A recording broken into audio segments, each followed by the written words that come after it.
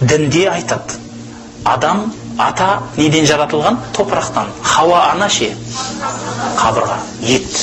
Біреу топырақ, біреу ет. Ер азамат топырақтан боласын, топырақ жерде жата береді. Тозуы қиын ғой, білесіз ба? Жылдап тозады. Ол тозбайды, жатады. Табиғат солай берді ғой бізге Алла Тағала.